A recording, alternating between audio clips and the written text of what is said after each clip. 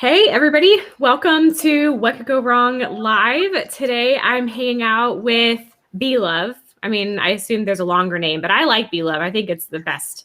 I mean, you did really well when you chose this name. I mean, how much better could you have gotten? If I were to go that way, mine would be like C. Robertson. Like, there's no emoji that goes with that. It is not the same level of cool. So like it already sets you really like high up on my scale of coolness. Like when we started interacting, I was like, I need to meet this person because her nickname is B-Love and I obviously need to be in love with her. See what I did there? So other than that, I want you. So I was inspired by you when I kind of talked with you a little bit, and we really haven't gotten a chance to talk that much, but reading through your information and kind of just seeing the passion when we talk, I was like, we need this, we got to do this. And, we'll figure it out as we go. What could go wrong? Like, why not have our first long conversation on live channel that'll be recorded and live forever on the internet? That seems like a positive plan. No pressure. Yeah, it'll be fine. So I would love for you to introduce yourself and tell us like all the cool things that you do, because I know the list is long and I want you to do it justice, like for real. Go for it. Yeah. Okay. So I'll start out with what like my one-liner is my name is Brittany Love, and I help mission-driven entrepreneurs and change makers stop hiding, get seen, and build their brand strategies so that they can make money, be the change, and leave their mark on the world. Interestingly enough, I got my start in brand strategy through ministry. That's the typical awesome education route, right? Like every brand strategist is a minister first. Definitely. Yeah. That's the career path. That's what I heard. That's why, like, when I focus on it, it's more about purpose and stuff like that. So that's, I think, one of the reasons that I can help people. However, in this conversation, we're actually talking more about how I choose to make a social impact in my life and in my community. And this is actually baked into my business too. Like, this is because I'm so good at helping like advocate and also like helping people find their voice and also like bridging gaps in communications. I have become an advocate for the Spanish-speaking community. That is in part because I am married to someone who is originally from Mexico, and so I can see the gaps very like clearly. Our household is a Spanish-speaking household, and the burden for interacting with every English bureaucracy, like English-speaking bureaucracy, falls to me. Right. And so I have personally been through all of this, but on top of that, I have this insight into like a whole community and just seeing kind of where there are missed communications, missed opportunities, and really seeing that there is just this opportunity to actually make it easier for people who have done so much for their kids and for our communities, not just their community. Yeah. They help us all. Right. In a bit.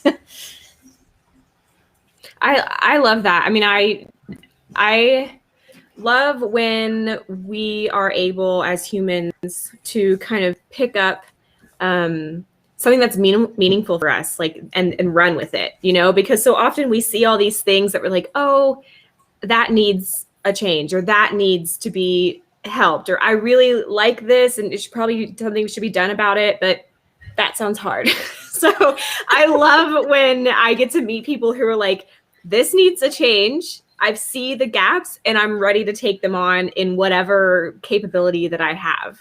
So like, what kind of actions have you taken to kind of close some of these gaps? Or actually, before we do that, tell me, what are some of the gaps that you're seeing in this space, in this community? Yeah. So I think for people who saw the announcement, what was the title? It's Crossing Deserts and Creating Opportunities. Yeah. Crossing Deserts and Creating Opportunities. Brilliant. I was like completely useless when it came to that title. So that's you were also, on there was some Valium involved with some dental work, and, so I'm going to give you a pass on that one. I was out of commission completely. Yeah. I can only imagine what I would have come up with. But basically, It would have been epic. Oh, God only knows what my drug-induced mind would have.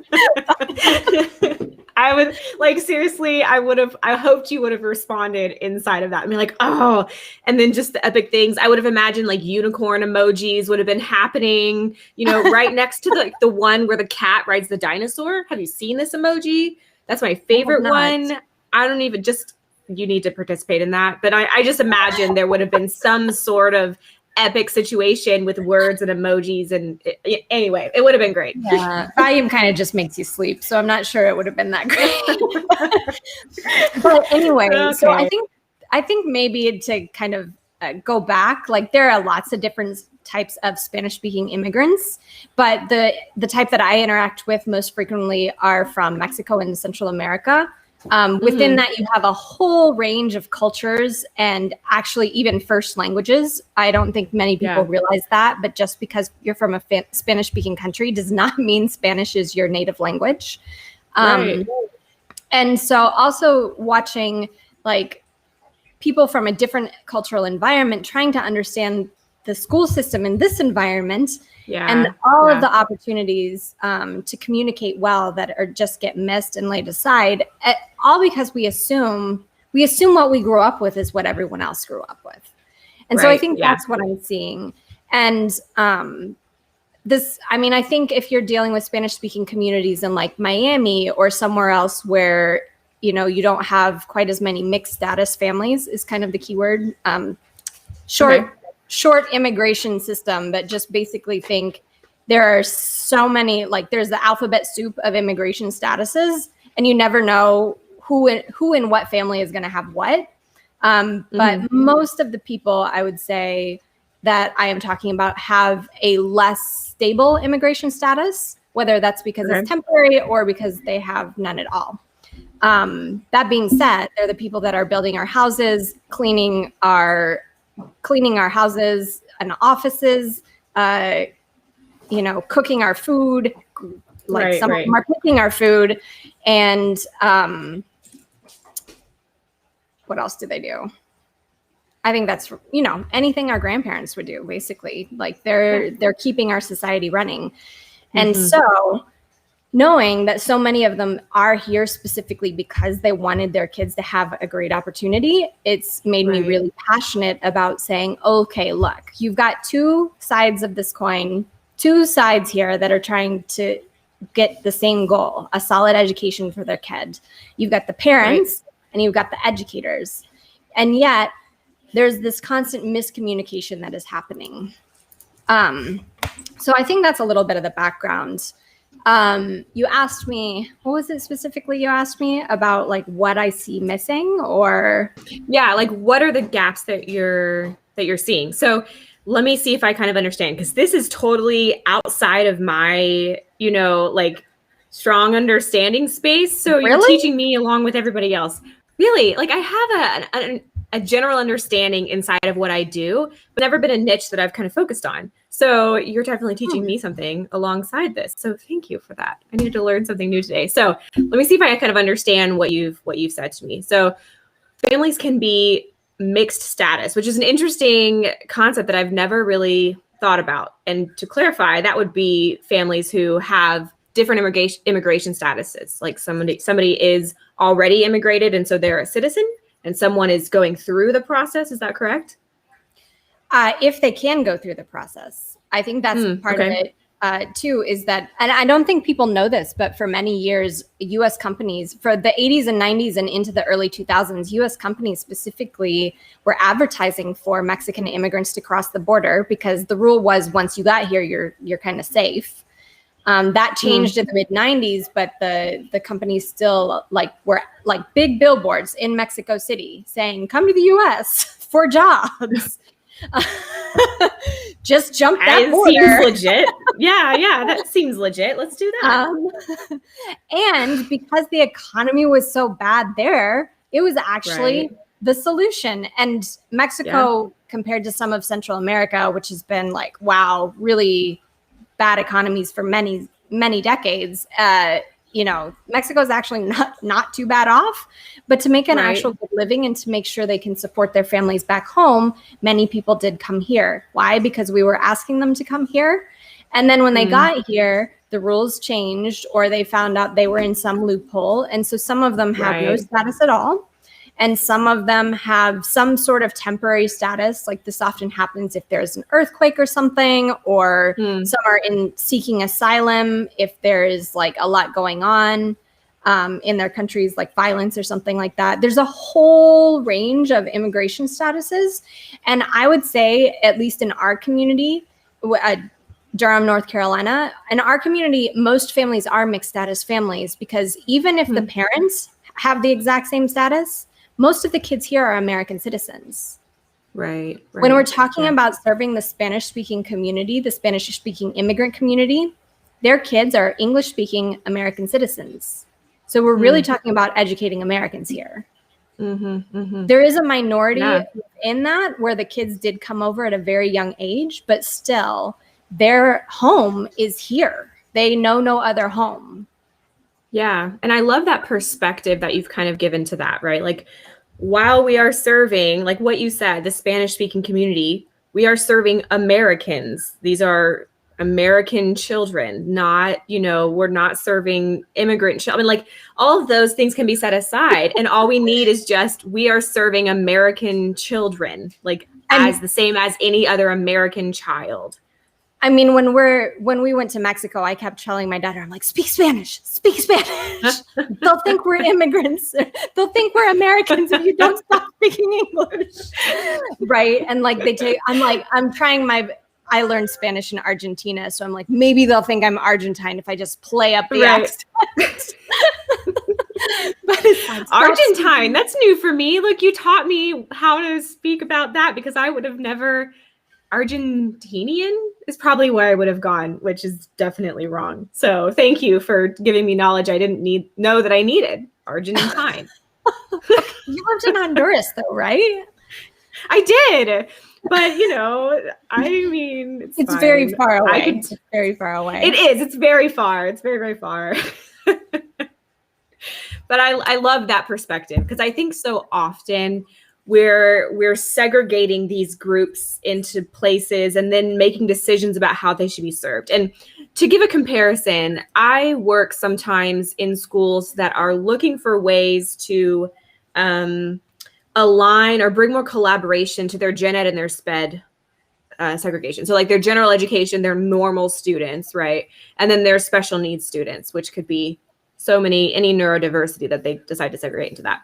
Yeah. And then they run into this problem where they can't figure out why these two groups of people can't, come together and do these things. And it comes with the teachers and the students, and it creates this segregation. And the question that I often ask is, when you refer to these children, teachers, teams, whatever, are you calling them the gen ed team and the sped team? Or gen ed students and the sped students? Or are you calling them students? And so I think that's comparable to this. Like, are you calling them immigrant children, or are you calling them children? Like, why do we need this initial piece here? Is that bringing value, or is that creating more segregation? That's kind of my thought. Like, when you said we're serving American children, that's obvious. Yeah, I think in the case of, I think one terminology that is helpful is Latinx kids. And I think that's because that's an identity that the kids themselves have latched onto. It's really awkward when you call them Latinx parents, though, because you can't actually pronounce Latinx in Spanish. Okay, yeah. That makes sense. I never would have thought of that. And they, most people I know, they would call themselves Latinos or Hispanos. That's how you would say it in Spanish.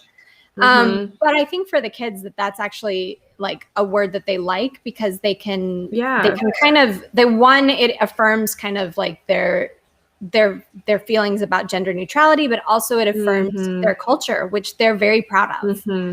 And which is important to recognize and show value to that, right? So I guess one of the big things that we deal with is how do we tear down these segregating things, but also allow for everyone to bring in their individuality to it, right? So we don't want their immigration status to be like their label, but we also don't want them to lose who they are and what they bring and their culture.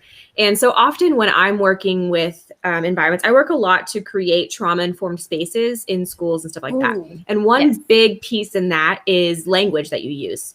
Are you using common language? Are you using empowering language? What words are you choosing to say, not to say, and things like that? And I think that could be very powerful in this setting as well. Like, how are you referring to these children, these students, these families in that sense? Are we using common language? Are we using empowering language? Or are we using segregating language?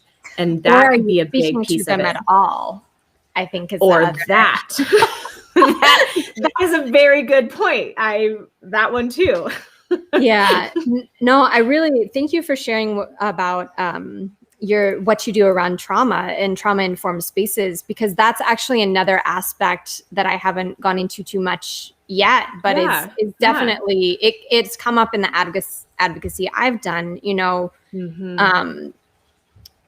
The past 4 years have been very traumatic for the Spanish-speaking immigrant community.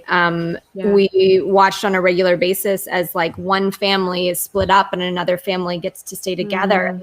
Like literally a church service on a Sunday morning. Both of the men in the situation, their name was Christian. One was not there and his wife and baby were. He was back. I can't remember what country he was from, but he was back in his home country, deported. The other guy's named Christian, and he gets to stay and be with his family and young children. Like this isn't a news thing. This isn't something we see on TV. This is something that was happening in our communities. And let me just clarify, we're not talking about people that jumped over the border yesterday. We're talking about people who have been here for many years. Like where we live, it's 5+ years. And then there's also, the immigrant community themselves tend to be less at risk for they tend to be less likely to commit violent crimes and be less likely to be involved in criminality in general.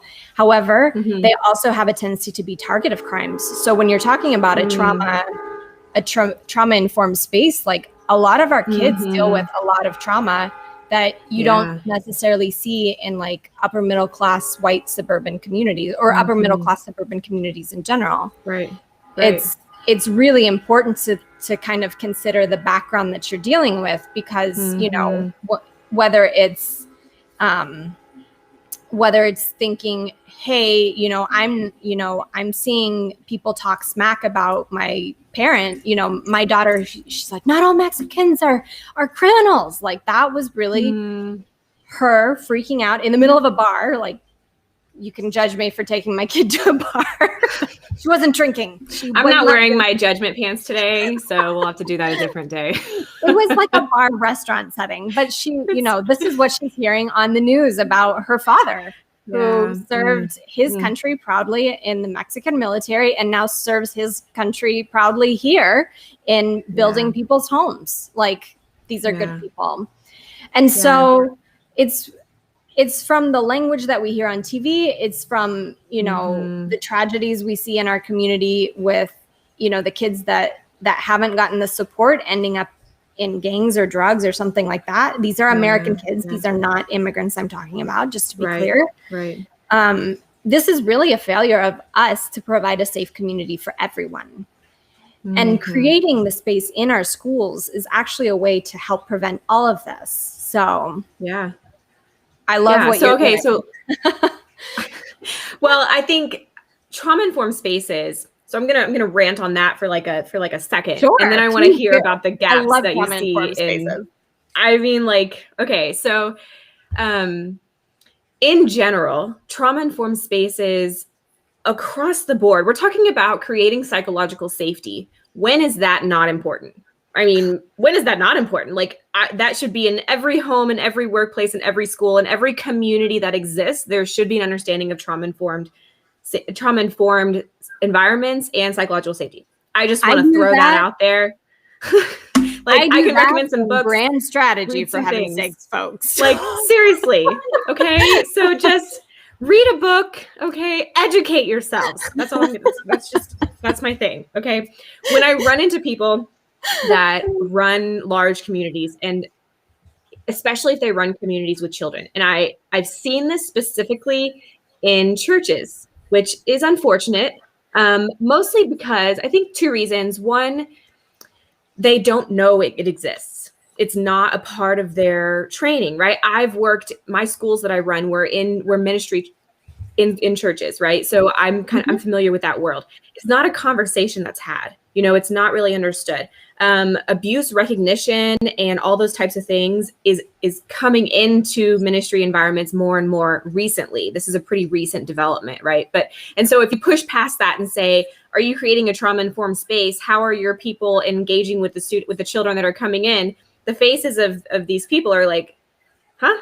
Like we're lucky to get people in the classroom to take care of the children, right? So, but in my mind, if you are caring for children in any aspect, you need at least this much, like maybe this much understanding of what it looks like to be a trauma-informed caregiver.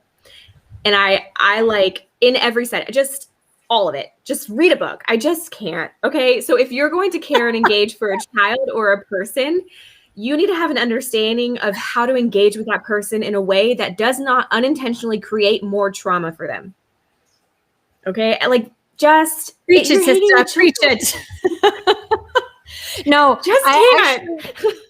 It's so funny that you say this, because I think part of my compassion is because because my background includes being adopted by my stepdad, and the amount of trauma that I had from not having the typical normal family, though I ended up with the normal 2-parent family. Thank you very much. Like it just didn't start out that way. But like, it created so many problems in my lives, lives. Yeah. Multiple lives. Which number are we on? 20th. No, I like to pack a lot into my life experience. So it does feel like I've led enough lives for 20 people. But I think because of that, it's like when I see these kids, it's like, my experiences were not the same. However, I see some of the same things happening just out of really good meaning people not really understanding what they're doing. Right. Yes. The unintentional piece, right? Which I think happens all the time. And there's no way to never bring trauma to anything, right? I could say something to you that triggers something, that I had no idea existed. There's just absolutely no way for us to engage with each other without triggering each other in some way. There's just no way. But to have a clear understanding of best practices with engaging with another human, and understanding that every human has experienced some level of trauma, and being aware of that and cognizant of that and just paying attention to it, I think is huge. And what I've seen, so pre-pandemic, in the before, when I would go in and say, do you have a trauma-informed space? People would be like, we work, especially in high-income spaces. We don't have students that dealt with trauma, right? These kids have 2-parent families. They have this, they have that, they have money, they have whatever, right? So we don't need this type of training because we don't have trauma. Because people think, they hear the word trauma and they think like murder, drugs, like something traumatic, something huge. But let me just clarify for anybody involved in that who thinks that nobody's experienced trauma.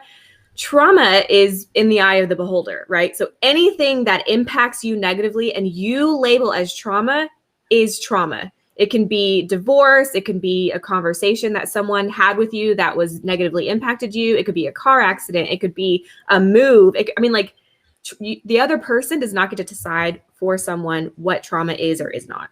I mean, the reason I was on Valium yesterday was because I had a traumatic dental experience. And while I don't think that's like the type of trauma we're talking about, it was enough that like I would have had a panic attack had I not had some medical assistance.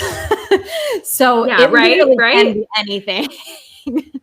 Yeah, it totally can, because it's the person that experiences it. But a positive of the pandemic has been that now collectively the entire world has experienced trauma. We're all traumatized. Nobody can argue Yay! with that anymore. We are all traumatized, which opens this door to these types of conversations more than was before. Because now there's no argument to say, well, our children have never experienced trauma. Well, let's just discuss that for a second. But I think in all of that, I want to hear, so we've ranted on trauma. We'll just hold that off for a second. But now that we've kind of gone back to it and described some of the struggles of this immigrant community and those types of things, what specifically are you seeing inside of education, like in this care that we're providing for these American children? Like, what kind of gaps are you seeing inside of that? Yeah. So I'm going to add one little small addendum to the trauma, just because I think it's worth mentioning here. Blank lives matter. Hispanic lives matter is not something that has caught on widely.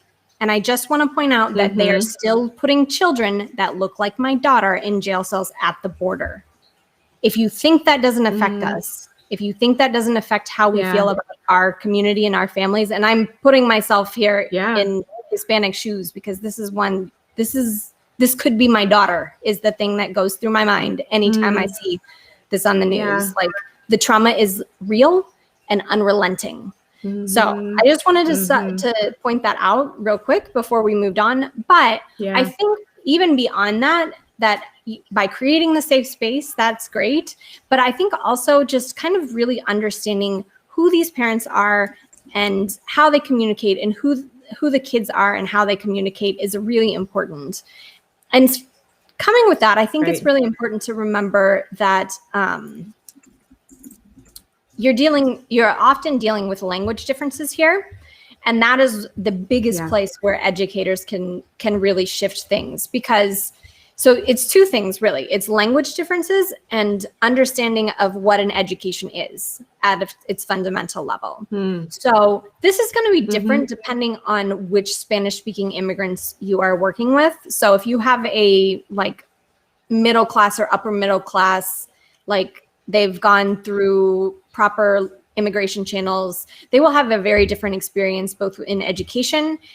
I mean, they've already got a good education, so that's one thing, but also in language abilities. They have a tendency to be a little bit further along in language skills, though there are American citizens who still, their first language is Spanish, and that's the one they're more comfortable operating in, even if they're in like, white collar professional jobs. So just, that's something to keep in mind. But in our community, when we talk about Spanish speaking immigrants, yes, we have those folks too, but we're largely talking about people whose educational background may have ended at elementary school or sometime in high school, maybe.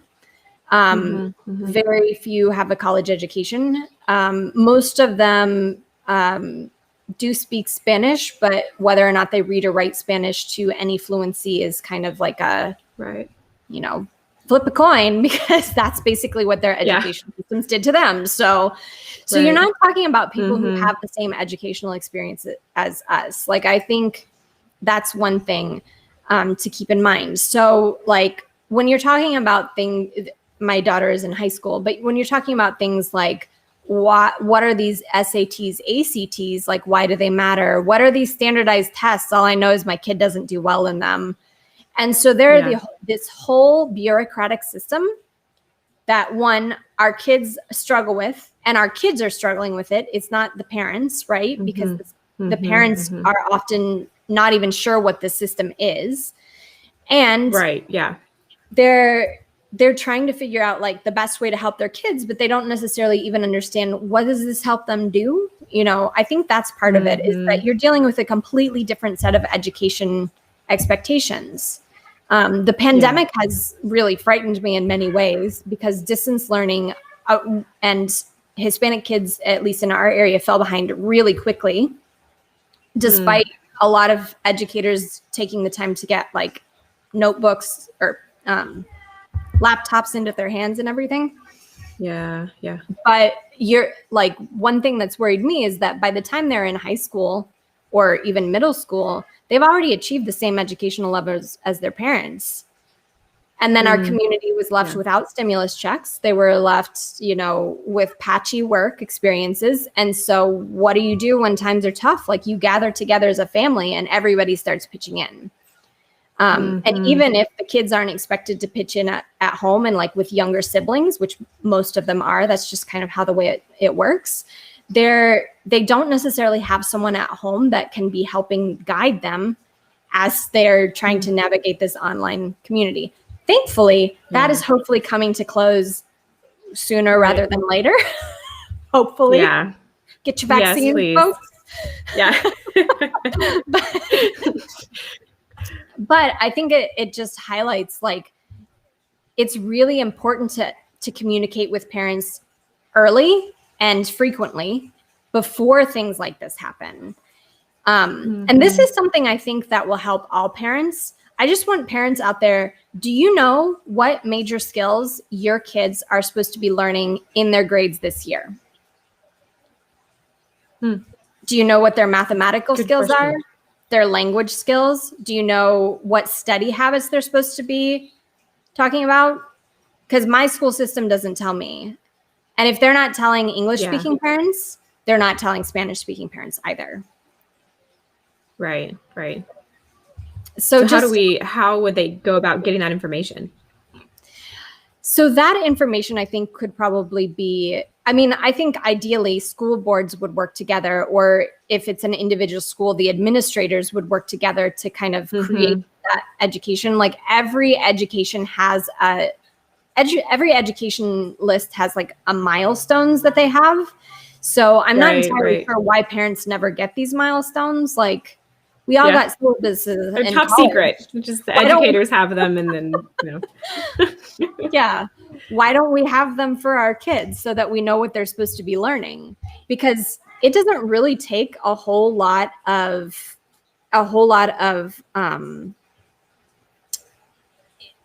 like knowledge for parents to help their kids with multiplication tables or with fractions. Yeah.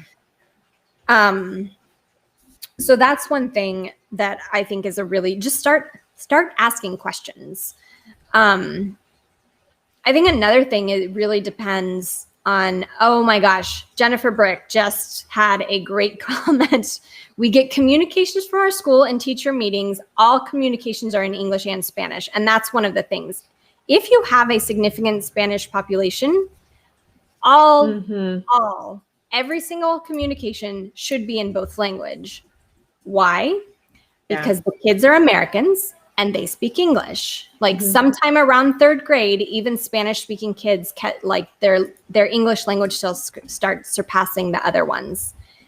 But most of the time they do not learn special words that come up in school announcements. And this has happened to us multiple times. Like, we were frustrated that just last week because we were being forced to sign up for something really quickly that didn't have all the details.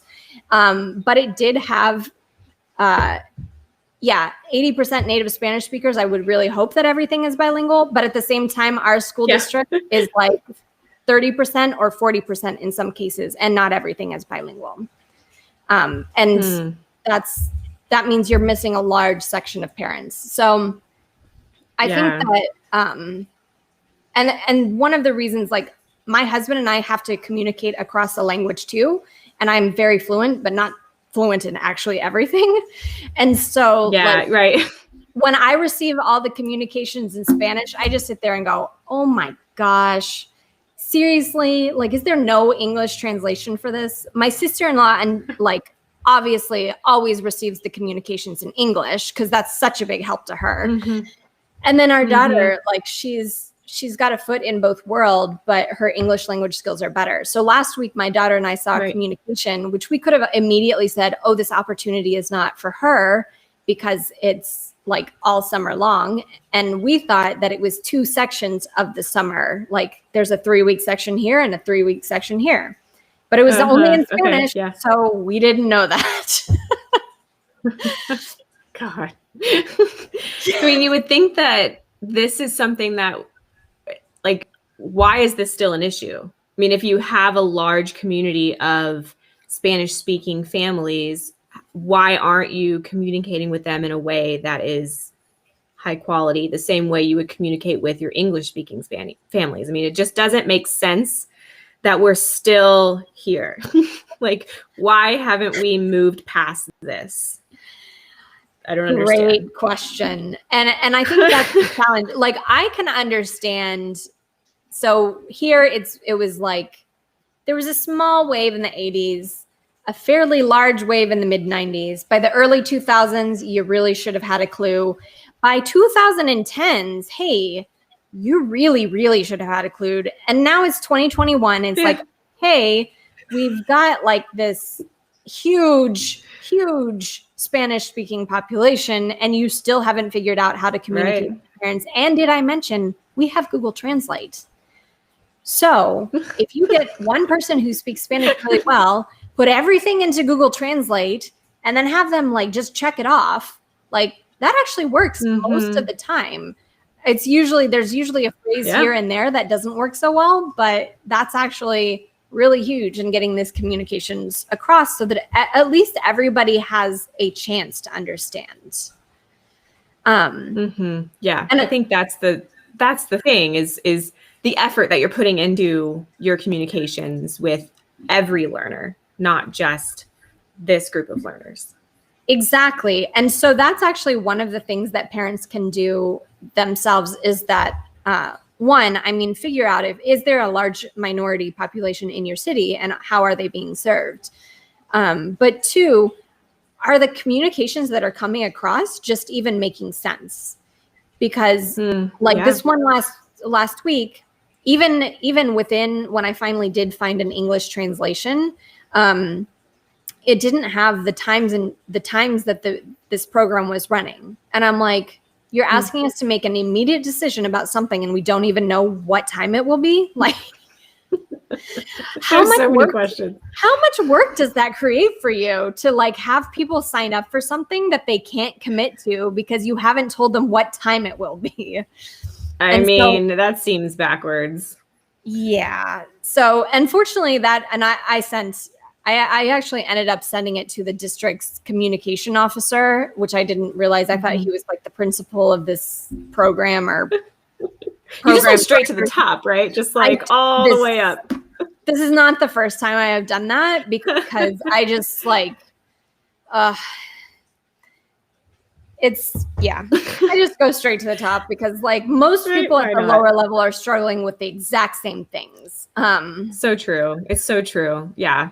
And I think that's important to note too, right? Is that often this burden of quality communication and making sure that every student understands as best as possible ends up, in my experience, falling to the teacher because they're getting things from here and there and whatever. And then they're looking at the students in their class going, there's going to be 10 of the 22 students in here that are not able to use this information or use this information well. And then the teacher is working to kind of close that gap on their own because they're having to deal with what came from higher up and all those types of things. And that can be an additional challenge for educators.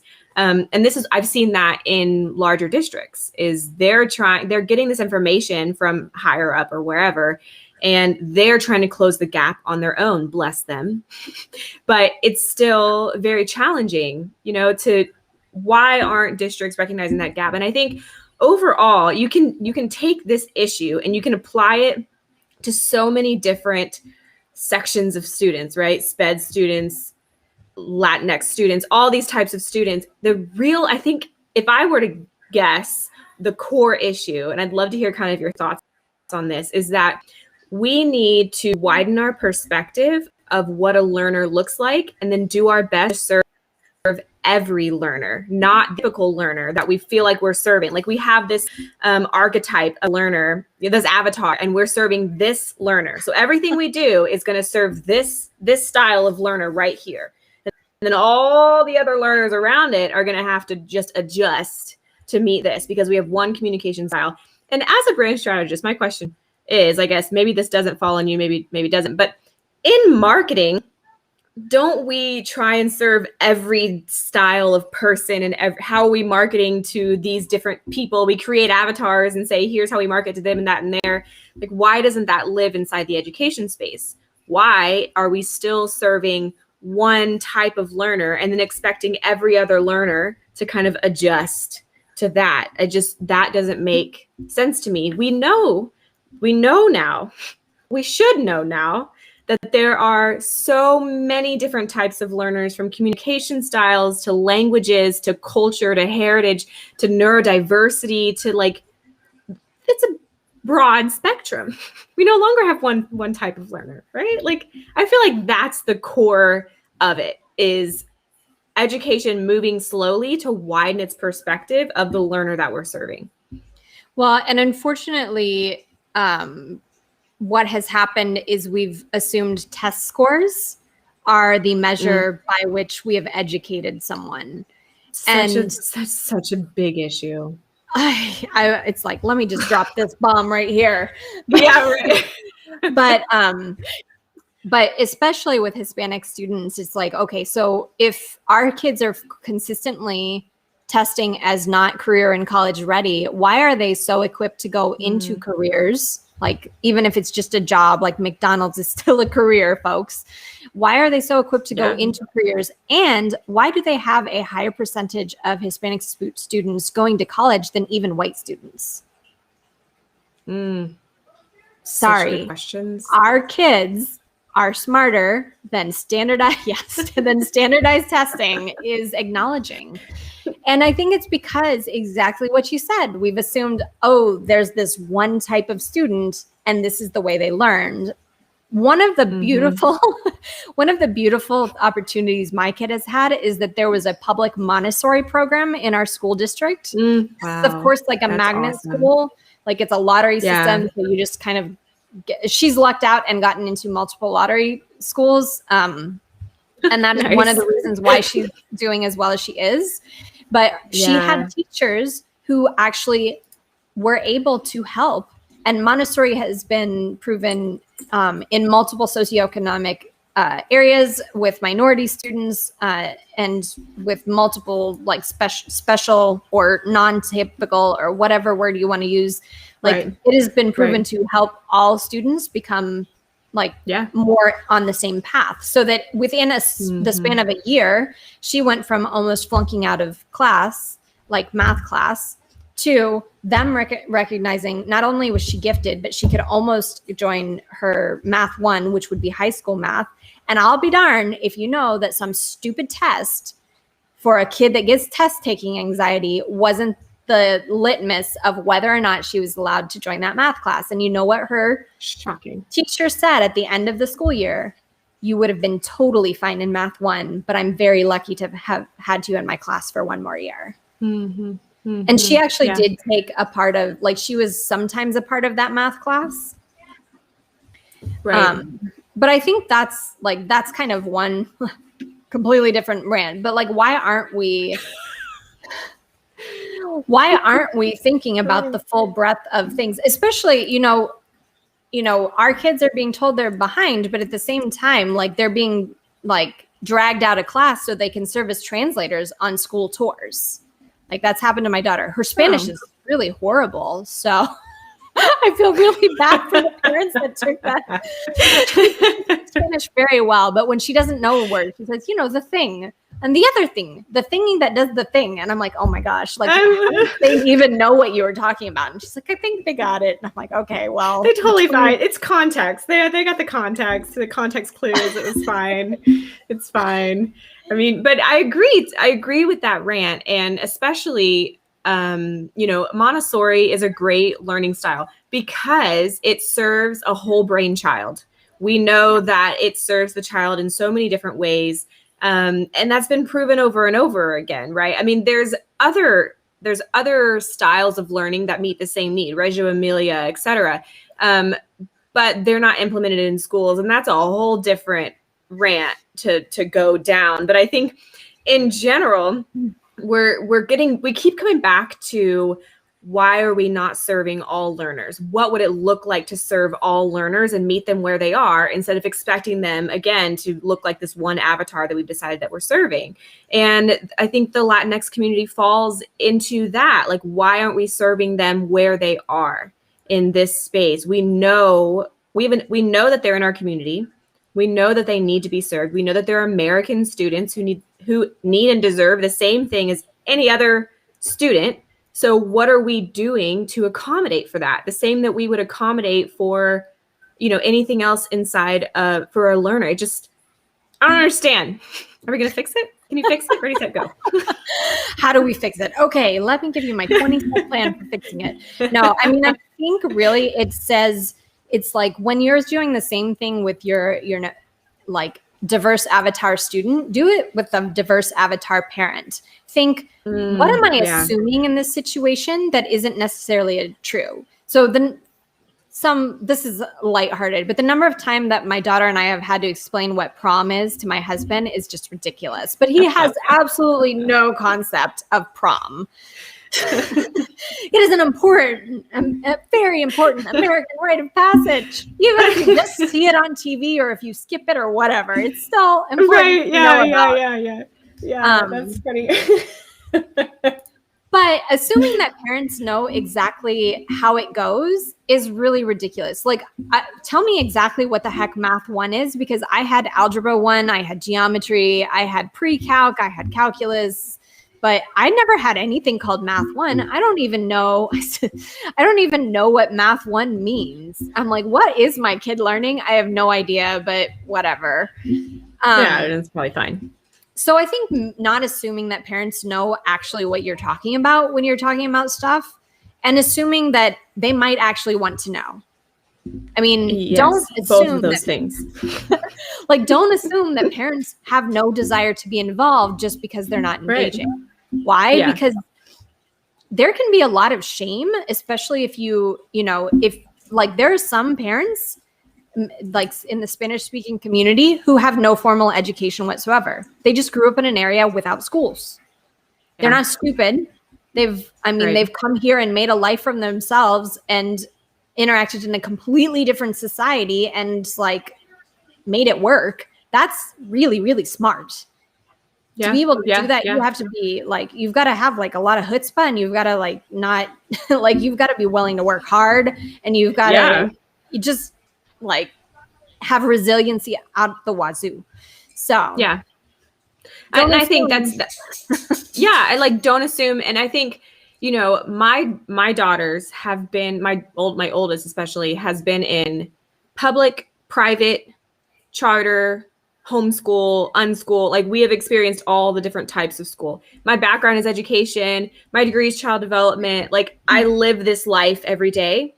And I still get freaking confused, like when we're in, when she was in public school specifically, I'm like, what do you do with your life all day? I have absolutely no idea what's happening with you. Are you learning the right things? Probably it's fine. Like, and just trying to filter through the information from the teachers. And then they'll come and they're showing you these like color-coded assessment things and trying to walk you through. And even as an educator with this background, I'm like, what are you saying to me? Can we just like, good, thumbs up, thumbs down, like what? So I just feel like that's a really important thing, is speak a normal, like bring it down to normal people level, because if it's challenging for someone in education, it's going to be even more challenging for someone outside of education, going to be even more challenging for someone who speaks a different language. Thank God, because I was an English teacher in Japan. 2, my background does include youth ministry. 3, I have a master's degree from Duke. I'm not stupid. But the number of times like I'm looking through a permission slip and going, what are they asking? What are you saying to me right now? And I'm like, okay, I see this rule about medication on field trips, but I don't understand what this means. Is it really going to kill her if she's got Benadryl cream in her purse? Is she going to get expelled? I am not entirely sure. So we're going to put a note in this thing saying that I gave you this and it's my fault. Yeah, right. I mean, I just kept going for making decisions and telling my, like, what could go wrong? Like, you may or may not get kicked out of school for this. We may or may not end up in jail, but it'll probably be fine. So just you go and, you know, call me if they're taking you to jail and I'll bail you out. Like, I don't really know what's happening, but it'll probably be, what could go wrong? I mean, I know that butter knives are like completely off limits. They were always off limits. Well, no, I think when I was third grade on butter knives, oh my gosh, the things you can do with those. Yeah.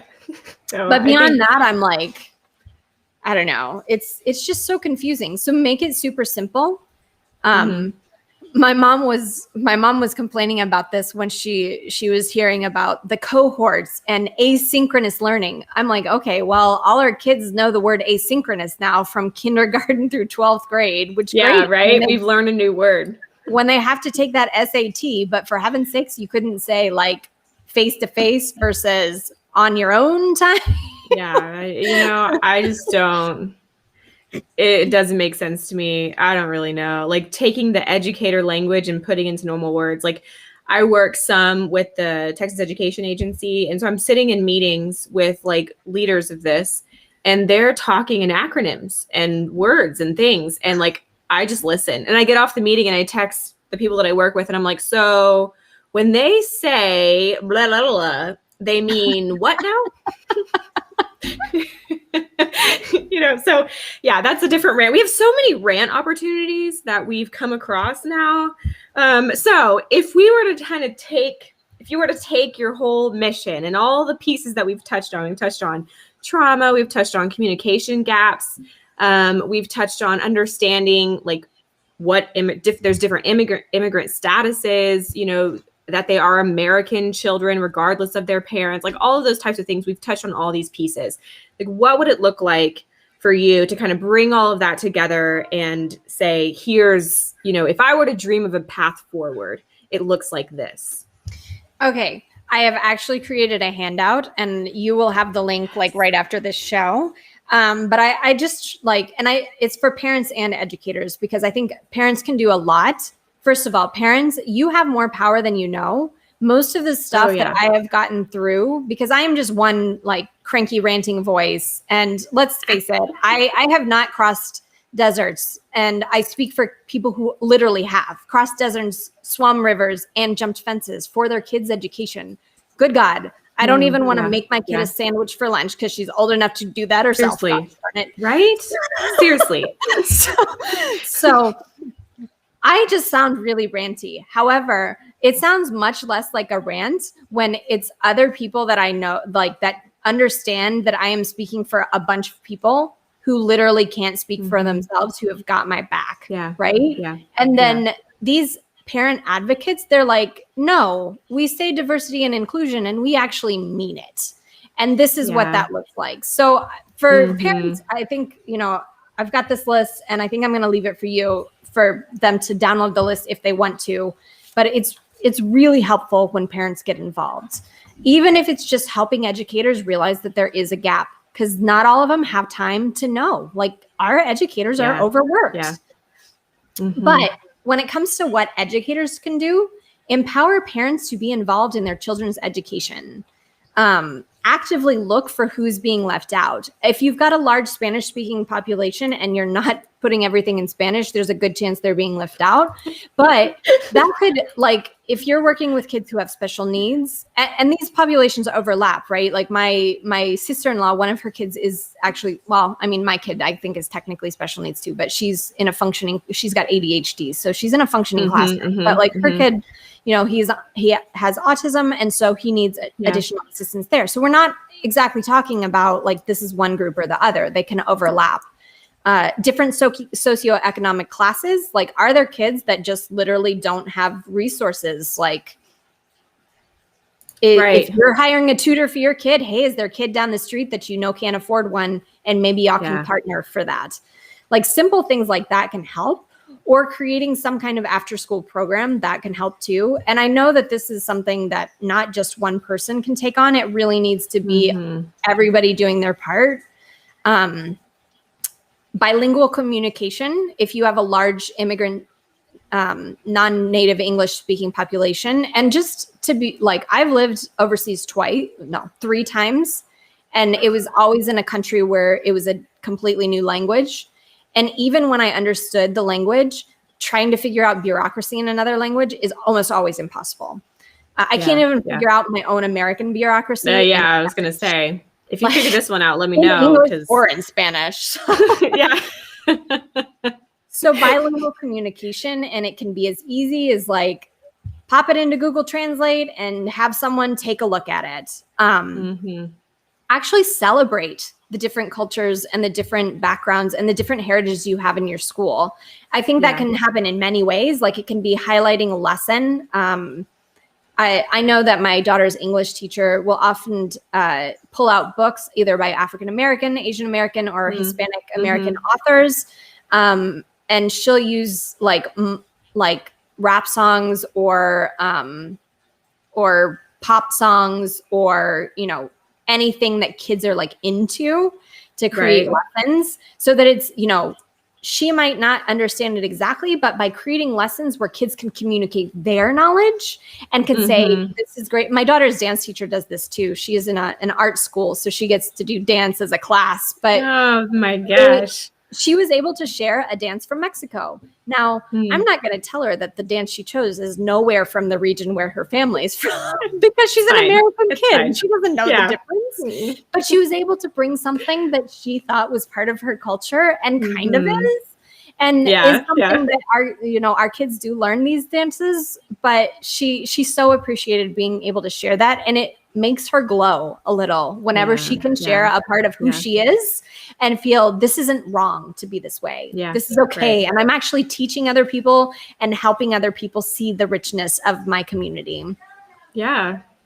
And then once you've established trust, like really help parents know the education, like what their kids need to succeed in the classroom. The idea that kids have study time isn't always assumed. Like I've heard a parent, she was a great parent. She raised amazing kids. And she was saying, I used to yell at my kids to do better in school. And I'm like, well, how did that work out for you? Did it work out well? No. But thinking of this, like she probably didn't have any resources herself. And like when you're a frustrated parent and you're trying to figure out, you know, your kid needs something and you don't know how to help them, like you just yell at them. That's right. I mean, that makes total sense. I think we should always do that. It's totally fine. But if they have the tools, they'll use the tools. You just need to assume that they want the tools. And don't assume that they're going to figure them out on themselves because newsflash, the same information isn't available in Spanish as it is in English. Yeah. And then, hello. Oh, and then like communicate better. And this is just really, and it's really starting with consider your audience. And as you said, like that isn't just the one upper middle class, well-educated parent. Right. That is all the parents. So think about the diversity of your classroom, the diversity of your school, and think, what might I assume that these parents wouldn't assume? I think that is what the best educators always do. And sometimes it can feel like you're dumbing things down if you do it that way, but you're really not, because as you and I have both said, on most days as parents, we feel really clueless about what's going on in our kids' educational lives. True. Just because like what is an AIG, IEP, blah, blah, blah. What is this stuff? No, nobody knows. Nobody knows. You know if the kids got one or if they don't. That's what I figured out. If I've heard these initials before, it's important. If I have not heard these initials, we're going to assume the answer is no. Check. Yeah, I don't know. Never heard that. So we're good. Which means I don't actually know if I'm supposed to be asking if my kid needs this either, right? Correct. Yeah, that's true.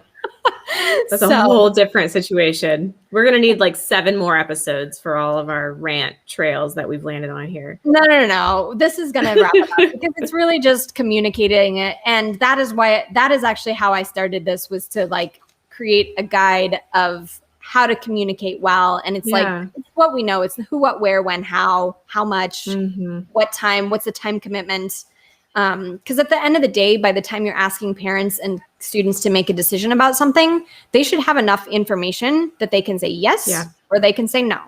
Until then, you have not communicated and you should not force them to make a decision. Yeah, that seems simple, right? Like, yeah. And then, so the last two, I think, are specific to Spanish speakers. One, recognizing that not all Spanish speakers are native Spanish speakers and that not all of them can read and write in Spanish. That's great if they can. That's one of the reasons bilingual is so important, because if they can't read it, their kids can. And their kids might not know how to translate that specific phrase and paragraph into Spanish, but they'll know what it's talking about. And then they have something to start working from. And then they can communicate to their parents appropriately. And also just realizing that if you are at a place where you're receiving feedback from Spanish speaking parents, like the way they use words and the way, us as like white Americans use words might not all be the same. So for example, the word diversity, and someone just assumed that it meant, oh, we have all races, colors, creeds, blah, blah, blah. And in this particular instance, they were talking about, diversity means that not all Spanish speakers are from the same country. And so we actually mess up all the time, because being a Spanish speaker in a diverse neighborhood means you have just screwed someone over because you didn't know a word was inappropriate in their country, or you didn't know you weren't supposed to ask them to help at the grill because now they think that you're treating them like a servant. And oh my gosh, I just wanted to step away from the grill for a minute. We were having a party. That kind of stuff happens all the time. So that's my plan. And I've written it down so that y'all can find it. We'll include the link here in a bit. But I think that's just it. It's like, think about who you're talking to and think, hey, what can I do to make their life a little easier? Yeah. It doesn't need to be much harder than that. Right. We've thrown around a lot of big things like trauma informed and, all that type of stuff, but it really comes down to caring about whether or not the person that you're communicating with fully understands what you're saying. Yeah. And if you can communicate in a way that gives them the information that they need, then you're good. If they still have no idea what you're saying, then something's missing. Exactly. That's the whole episode. Yep. Oh my God. Did it. We just needed to say like a minute and we would have gotten it. And these poor people have been sitting here for an hour for us to get to the point. I mean, we could have just opened with that and been like, and we're done. So like, where can people find you if they're looking to follow you and rant with you or like learn more? And I'll definitely share the link in the show notes on YouTube when we publish the podcast, on the LinkedIn post and all that. So the link will be there to the document that you were just talking about. But where else can people find you? What's the best way? Yeah. So on LinkedIn, Brittany Love is kind of where you will find me. And I have my daily rants on various things. If you're in a kind of like the social impact business building space, I have a group called Build Your Mission Driven Brand on Facebook. I'm just starting it off, so there's nothing in there, just in case anybody's wondering like, why she's inviting me to this thing. There will be something in there soon. I promise, folks. And then it's, I think I titled it revolutionarypresence.com/what could go wrong. As like where you will find this this parents and educators guide. And I really think while I made it specifically for the Spanish speaking immigrant community, like I say straight at the top, like this works with other minority groups, this works with other immigrant groups, this works with people of varying socioeconomic and educational backgrounds, and with different educational and learning styles. Like it's really like figure out where the underserved like people are in your neighborhood and in your school and say, what could I do to make their lives just a little bit easier? Yeah, and it's a great question. Maybe it'll make my life easier too. Maybe it'll like all come back to you in the end. I mean, for me, it definitely will. Right. But yeah, I mean, I think we're just at a point in the Spanish speaking communities. Like, I don't want my daughter struggling with the same thing 10 years from now, where she's having to help other Spanish speaking parents like communicate with the system because they still haven't been able to figure out how to get enough translators, even though they've sent a whole generation of Spanish speakers through school. Right. It seems like a simple solution. I think let's just make sure we're making progress, please, in whatever that looks like, and that we're not stuck here later. That's the goal, and communicate better. Yeah. Progress, not perfection, every single time. Right. Yeah, definitely. Well, thank you so much for hanging out and educating all of us on, all of these concepts, because it can be very challenging to really bring ourselves into another person's perspective, right? When we're so used to our world, this is what it feels like to me. This is my experience. And I think it's really important for us to kind of purposefully remove ourselves from our experience and place ourselves in someone else's, to see what it's like to walk through life as them. And then if we see giant gaps that we can help to close, then taking action in that. And I think that's something that I try to do regularly, is kind of pull myself out of my perspective and see what I can do to be a part of someone else's, because it's really easy for us to kind of just get stuck in, this is what life looks like for everybody, right? This is everybody's experience, when it's not. It's definitely not. Yeah. I mean, there's a number of people who have probably a high school level of education. I'm sure that there are a lot of people on LinkedIn that have it, but have like at least a high school level Spanish. And I just would challenge you, go pick any document by the US government written in Spanish and see how well you understand it, and think, do I want to live my entire life having to figure out what this means?